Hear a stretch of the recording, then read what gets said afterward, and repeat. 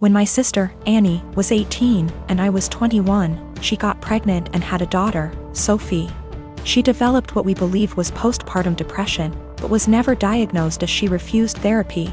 When Annie's school started up again, our mother took on all childcare of Sophie. As Mum took on more childcare, Annie seemed more like her old self, happy, outgoing, generally mentally healthy. Then within 6 months of Sophie's birth, Annie got pregnant again with another girl, Laura, and the cycle of PPD symptoms. Mum taking over, and Annie's mood improving repeated. When Laura was 2 and Sophie was 3, Annie decided to move out of our parents' home, alone, and said she wanted our parents to adopt/raise her daughters. They said no. Annie said she couldn't take care of the girls as she had her own life and being a parent made her miserable. My husband and I already had 4 kids of our own, we'd bonded with the girls, and we had the resources for 2 more. So we offered to take them in, and Annie let us legally adopt them before moving about 8 hours away. It's been about 5 years, and the kids are doing well. It was a rough start, but we're now a stable, loving, healthy family unit. Sophie and Laura are 7 and 8, and Annie has recently lost her job and had to move back in with our parents. Annie has now asked for custody of Sophie and Laura. I'm writing custody like that because it wouldn't be custody in the legal sense. As she willingly surrendered all legal rights to the girls and can't get them back, we checked with a lawyer. However, Annie wants the girls to live with her. Initially she said she wanted them full-time and to legally adopt them back from us, which we obviously refused. Then she offered a compromise of alternate weeks, so 50//50 custody. Again, we refused. Given her insistence, we don't even want her around Sophie and Laura. So we've not been going by my parents' house as we typically do. It's been a month of constant badgering, insisting we let Annie bond with her daughters and allow her to at the very least take them for overnight visits, saying that Annie had PPD 5 years ago. And now she's ready to be a parent. I've responded that we are not babysitters, we are Sophie and Laura's parents. They're in a good place and this will be detrimental to all 6 kids.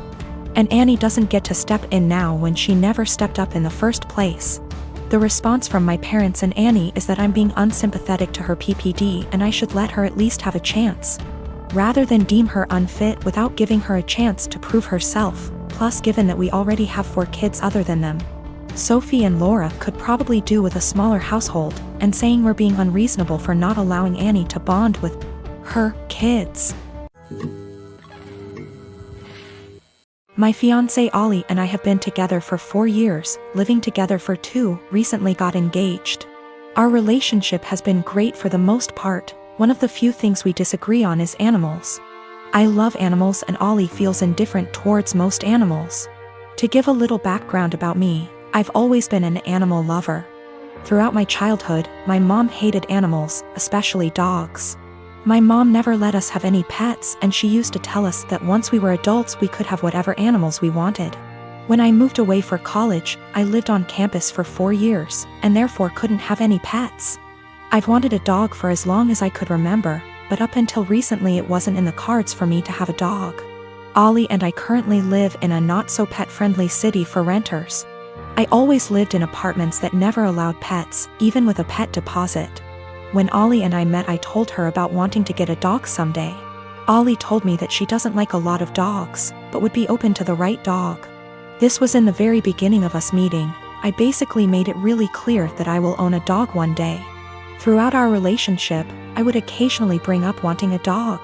Ollie would remind me that our apartment doesn't allow for pets, which was true. Ollie and I agreed that once we moved into a place that allowed for pets, we would look into getting a dog. About 2 months ago, Ollie and I moved into a house just outside of the city we work in. The house is a good size for the 2 of us, plus extra. The landlord is pet-friendly, and the house has a huge, fenced-in yard. It's a much more residential area, and there's a dog park about 3 blocks from the house. On top of the house being perfect for a dog, I'm in a financial place where I can afford a dog. I make very good money and I don't have to travel for work. I'm mentally prepared for potential pet fees and other expenses for having people watch the dog. Since we're finally settled in the house, I decided to mention to Ollie again about going to the shelter and looking at the adoptable dogs. Only this time, Ollie didn't have an excuse for why we couldn't get one. After a few weak excuses, sometimes we go away, Ollie broke down and told me that she doesn't want a dog. In fact, she's never wanted a dog. She was hoping I would forget about my dreams of wanting a dog. I'm not sure what to do. I'm trying to reason with Ollie, but she said her answer will always be no to a dog. She just doesn't like them and doesn't want them. She basically gave me an ultimatum, either her or my potential dog. I'm feeling shitty about this, because I always made it clear to her that I was going to want a dog someday. I feel like she was banking on something unrealistic, and now she's putting me in a lousy spot. I am 18 years old male, I'm a high school senior and proposal season is currently in full swing. I was in my AP Chem class when suddenly an entourage of people entered my classroom with a disabled girl. She has cerebral palsy, that I know.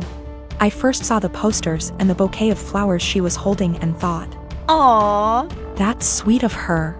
Then they revealed the posters and I read my name and was completely taken aback.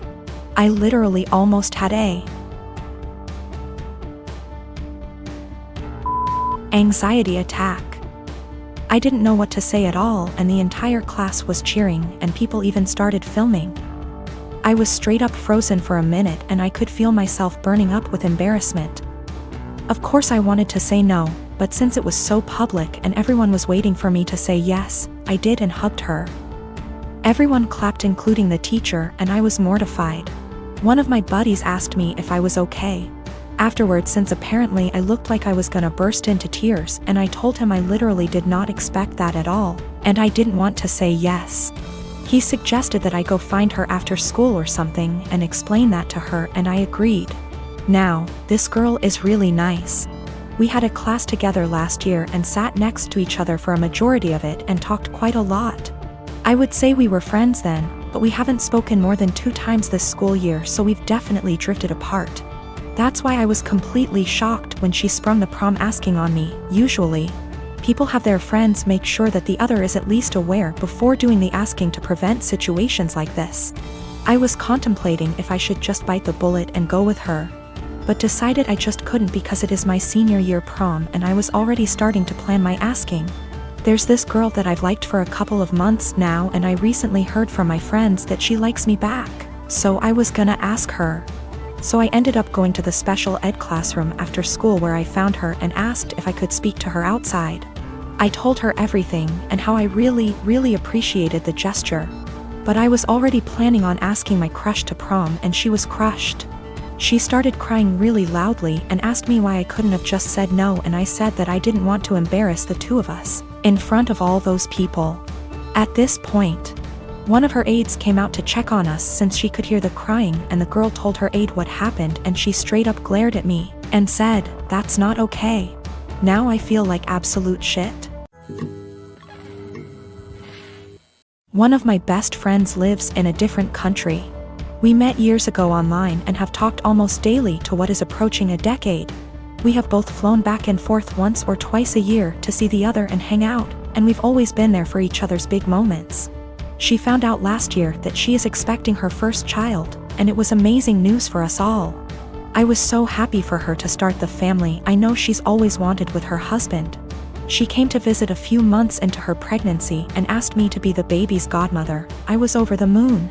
While we live an 8-hour plane ride from each other, I do have a job that gives me decent vacation allowance and deals with certain airlines that makes visiting manageable. I knew that I could be there for her, and told her that whenever she was ready for someone outside of the family to be there, I would make the trip. Last month, she had her baby shower, and I only found out when I saw on Instagram a mutual friend who lives in the same city as me had surprised her at the shower.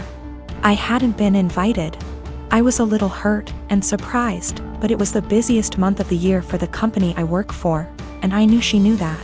So I figured that could be the reason, sent my gift by airmail and said congratulations. However, now she's reached out to me and told me that she has asked another friend, the same person who went to the baby shower, to be the baby's godmother, and that she only wants her child to have one. I felt like I'd been punched in the gut. I was heartbroken and felt a bit betrayed. For 6 months I have been excited to take on the role. My own godmother lives in New Zealand, and has done for most of my life, so I knew it could work. M knew how to stay in contact and be a part of the child's life while living in another country. But now she's taken back her offer, and chosen someone else. I wouldn't be so upset if she had chosen someone who lived closer. But she has replaced me with someone who lives in the same city as me, so it's not a distance thing. We have been friends for years. I have been there with updates, support, and love her whole pregnancy. And at no point was there any clue she had changed her mind, until the baby shower a few weeks ago. I don't know if I should confront her, tell her I'm hurt, or just accept her decision. It's her baby. And I would never want to force her into a decision she wasn't happy with. I just don't know what to do or say to her now. I want to let her know I'm sad that I'm missing out, but I don't want to sound like I'm whining. And I want to know why she changed her mind, but I'm scared the answer will just upset me.